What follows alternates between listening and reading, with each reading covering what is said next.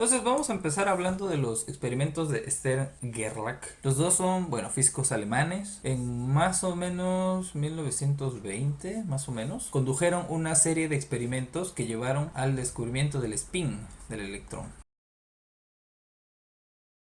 ¿No? De esta propiedad así medio esotérica que tiene el electrón. Y bueno, en esta clase va a seguir siendo una propiedad medio esotérica que tiene el electrón. O sea, no vamos a meternos en el tema de qué es el spin. Simplemente vamos a asumir que es una propiedad que tiene el electrón.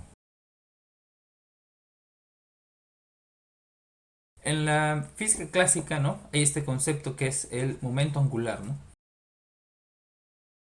Que está relacionado con cosas que giran, ¿no? Entonces, hay dos tipos de momento angular. El momento angular orbital, que como su nombre indica es cuando gira, digamos, en círculos o gira alrededor de otra cosa. Por ejemplo, la Tierra girando alrededor del Sol tiene momento angular orbital. Y también está el momento angular de giro, o en inglés se dice de spin. Y este es cuando un objeto gira alrededor de su propio eje. Por ejemplo, la Tierra, ¿no? Girando alrededor de su eje, ¿no? Ahora, si bien estos dos, digamos, son dos tipos distintos de momento angular, están relacionados, ¿no? O sea, las matemáticas y los conceptos son los mismos, aunque la física sea distinta, ¿no? Ahora, en el caso del electrón, el electrón tiene ambos. El momento angular orbital, por ejemplo, lo tiene cuando está en el átomo de hidrógeno, ¿no?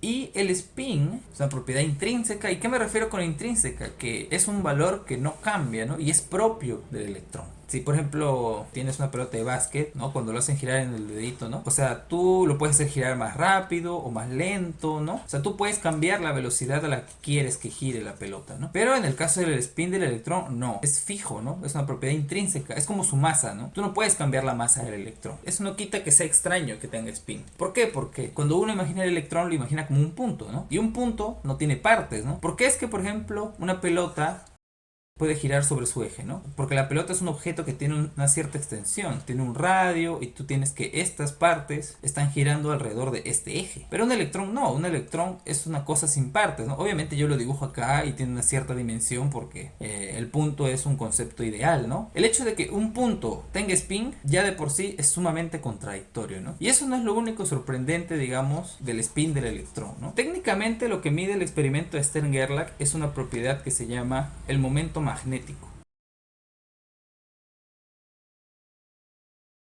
Se denomina mu, es un vector. Esto lo van a ver en física 3. Entonces el momento magnético significa que el electrón interactúa con un campo magnético. Y lo importante es que el momento magnético está relacionado con el spin del electrón. Claro, todo esto se deriva clásicamente, ¿no? Pero luego tú lo mides en la mecánica cuántica y te das cuenta de que también cumple, ¿no? O sea, es proporcional, ¿no? Entonces este momento magnético significa que el electrón es afectado por un campo magnético. ¿Y de qué manera lo afecta? Por ejemplo, si tú mandas un electrón, tienes tu momento magnético apuntando en una cierta dirección y tú lo mandas por un imán, este imán, ¿no? Va a tener un cierto campo magnético que en este caso es un campo magnético no uniforme, ¿no? ¿Y qué va a pasar? Se va a desviar. Por ejemplo, si tú pones una pantalla, el electrón lo mandas en línea recta, se va a desviar y va a aparecer por acá, por ejemplo. Vamos a poner este que sea un eje Z, ¿no? ¿No? Entonces, ¿por qué? Porque resulta que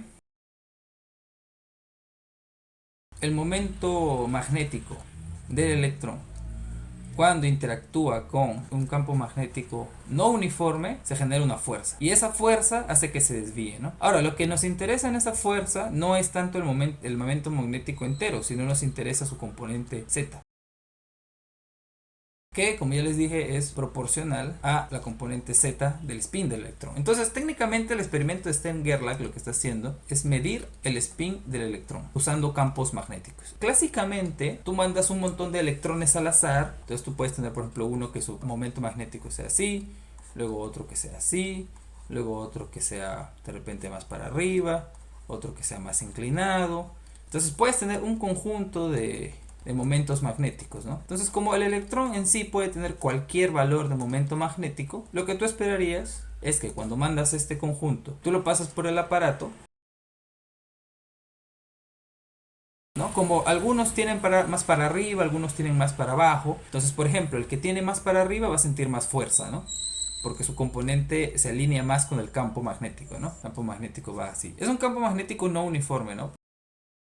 Lo que interesa es que hay un campo magnético que desvía a los electrones debido a que tienen un momento magnético, ¿no? Entonces, claro, tú esperarías, ¿no? Que de repente, como hay electrones, el momento magnético apunta más para arriba, se van a ir para acá arriba, hay otros que van a aparecer por acá, hay otros que van a aparecer por acá abajo, más abajito, por acá, ¿no? Van a cubrir toda la pantalla. Entonces tú esperas que en tu pantalla hay una mancha así continua, ¿no? Pero, y esto es lo sorprendente, o sea, acá ya es donde ya te empiezas a dar cuenta de que esta cuestión del spin no es clásico. O sea, lo primero es el hecho de que el electrón no tiene dimensiones, pero tiene spin. Y lo segundo es los valores que toma el spin. Lo que encontraron Stern y Gerlach no era ese continuo de momentos magnéticos, ¿no? O de spines que uno esperaría clásicamente, sino lo que encontraron es que todos los electrones se iban o bien para arriba o bien para abajo. Nada más, se iban o bien para arriba o bien para abajo. En el medio no había nada. Entonces, cuando midieron a cuánto correspondía el spin, se dieron cuenta de que el spin podía ser más h barra medios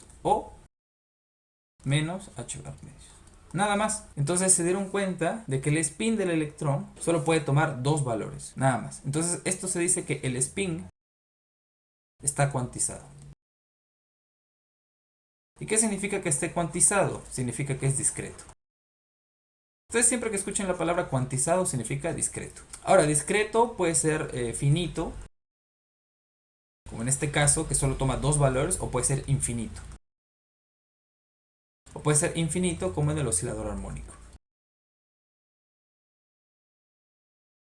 Entonces, esto es muy importante, ¿no? Porque, como les digo, clásicamente esto no pasa, ¿no? O sea, clásicamente una pelota puede girar a cualquier velocidad, ¿no? O sea, tienes tu pelota girando y si tú lo mueves más rápido, va a girar más rápido. Y si lo empiezas a frenar, va a girar más lento. En principio, esto no tendría por qué pasar, ¿no? Uno esperaría que, claro, si el electrón sigue las reglas clásicas, uno esperaría que también pueda tener cualquier spin, ¿no? Pero resulta que no. Resulta que la naturaleza no es así. Ahora, ¿por qué está cuantizado y demás cosas? Eso sí, escapa un poco de mi nivel de conocimiento actual, pero el punto es que el spin está cuantizado y esto es lo importante. Solo toma dos valores. La ventaja de esto es que nos va a permitir trabajar la mecánica cuántica con un modelo muy sencillo. ¿Por qué? Porque solo tengo dos posibilidades, o es para arriba o es para abajo, nada más. A esto se le llama spin arriba, ¿no? A veces lo ponen con una flechita o con un más también, y a esto se le llama spin abajo. Ahora, también ustedes de repente me van a escuchar decir o van a leer en los libros que dicen spin un medio. No dicen spin h barra medios, ¿no? ¿Y eso por qué es? Porque el spin siempre tiene unidades de h barra, ¿sí? Entonces, cuando te dicen un medio es un medio h barra. Cuando te dicen 1 es 1 h barra, ¿no? Cuando dicen 3 medios h barra, ¿no? Entonces ya no es necesario decir h barra, ¿no? Se sobreentiende porque el h barra tiene unidades de spin. Y como les decía, es un sistema donde solo hay dos posibilidades, o arriba o abajo. Entonces eso lo hace un sistema muy simple y nos va a servir a nosotros como modelo para poder desarrollar todos los postulados de la mecánica cuántica, ¿no? Y es un ejemplo que es matemáticamente muy sencillo también. Entonces lo podemos, no tenemos que inventar muchas matemáticas nuevas ni rompernos la cabeza, ¿no?